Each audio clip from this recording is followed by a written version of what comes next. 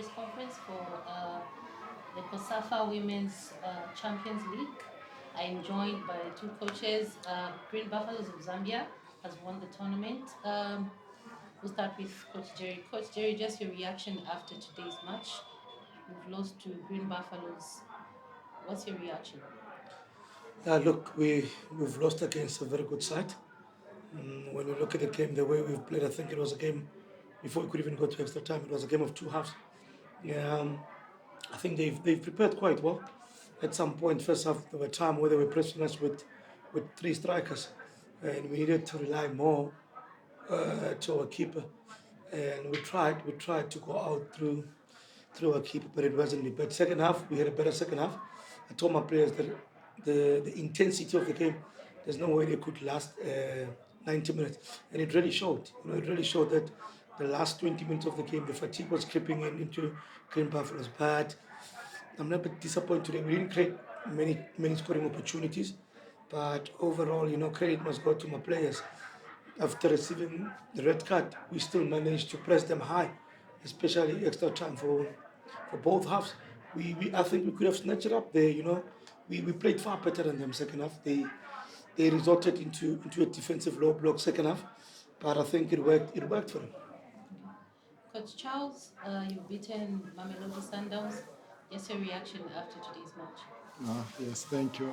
This is the big team we have in Africa. They are so good at ball movement. They are able to move the ball and keep possession, which makes a lot of opponents to suffer. Like we did, we started with high pressing. Later on, towards the end of the game, my players started tiring. They had a red card, but they looked as if they have added one more player. We suffered more when they were one player less. So this shows how organized and how good the team is. We panicked a lot when they were one man down. So we give credit and respect to Sundowns. Yes. Okay. Thank you, Coach. Do we have any questions for both coaches? For this one is for both coaches. Your key takeaways from this tournament, and then looking at the fact that the two teams, Green Buffaloes and Mamelodi Sundowns, are through to Morocco. So, what should we expect there, where you'll be both representing the COSAFA region? Yeah. For us as Sundowns, we've learned a lot from this tournament.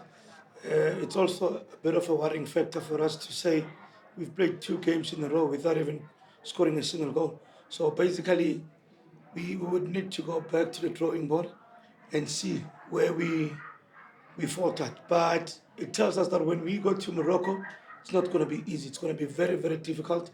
We need to come up with a bit of new strategies to try and overcome whatever opponents that we're going to face up there. I also think it also goes to Green Buffaloes to say we're both going to represent the southern region.